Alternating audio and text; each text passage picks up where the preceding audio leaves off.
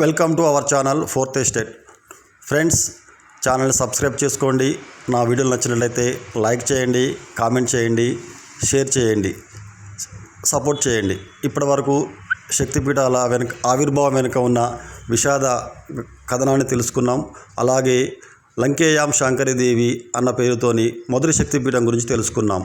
ఇప్పుడు కామాక్షి కాంచికాపూరే అనే శక్తిపీఠం గురించి తెలుసుకుందాం.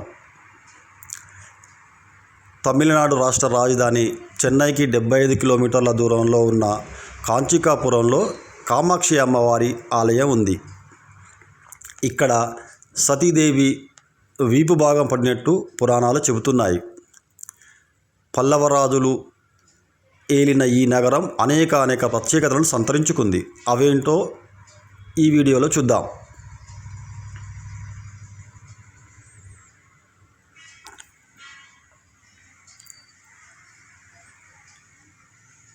ఇక్కడి కామాక్షి అమ్మవారి ఆలయం అత్యంత ప్రాచీనమైనదిగా చెప్పుకుంటారు. కంచి కామాక్షి, మధుర మీనాక్షి, కాశీ విశాలాక్షి అనే శక్తిత్రయంలో ఈ శక్తిపీఠం మొదటి వరుసలో ఉండడం ఇక్కడి విశిష్టతను చాటి చెబుతుందని స్థానికులు చెప్పుకుంటారు.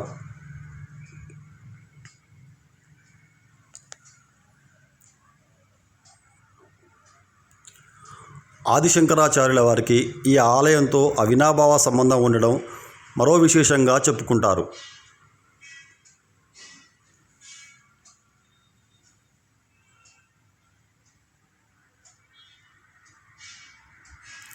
అంతేకాకుండా ఈ కాంచీపురంలో ఇతర ఆలయాలు కూడా విశిష్టమైనవిగా చెప్పుకోవచ్చు. అవేంటో ఒకసారి చూద్దాం, తర్వాత కథనంలోకి వెళ్దాం.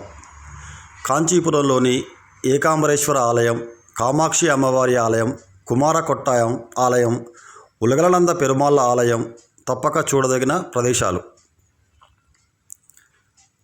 అయితే ఇక్కడి ఆలయాల్లో కామాక్షి అమ్మవారి విగ్రహం ఒక్క కాంచీపురంలోనే కనిపించడం విశేషం.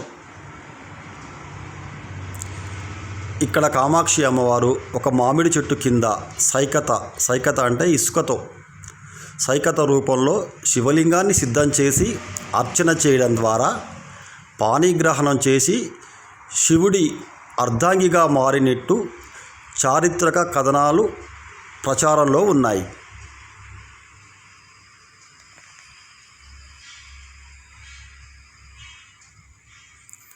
ఇప్పుడు ఈ ఆలయం యొక్క గొప్పతనం గురించి తెలుసుకుందాం. ఈ ఆలయం దాదాపు 5 ఎకరాల విస్తీర్ణంలో నిర్మితమై ఉంది. స్వర్ణకవచ గాలిగోపురం ప్రత్యేక ఆకర్షణగా నిలుస్తుంది.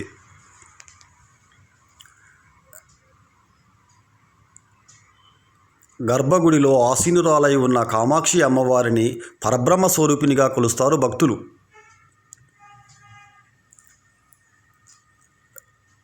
కామాక్షి అమ్మవారితో పాటు బ్రహ్మ, విష్ణు, రుద్ర, ఈశ్వర, సదాశివ మూర్తుల విగ్రహాలు కూడా ఇక్కడ దర్శనమిస్తాయి.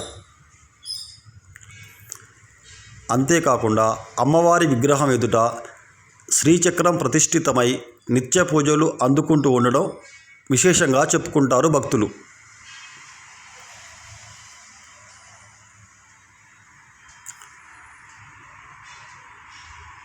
ఉగ్రస్వరూపిణి అయిన అమ్మవారిని శాంతింపజేయడానికి ఆదిశంకరాచార్యుల వారు ఇక్కడ శ్రీచక్రాన్ని ప్రతిష్ఠించారని చెప్పుకుంటారు.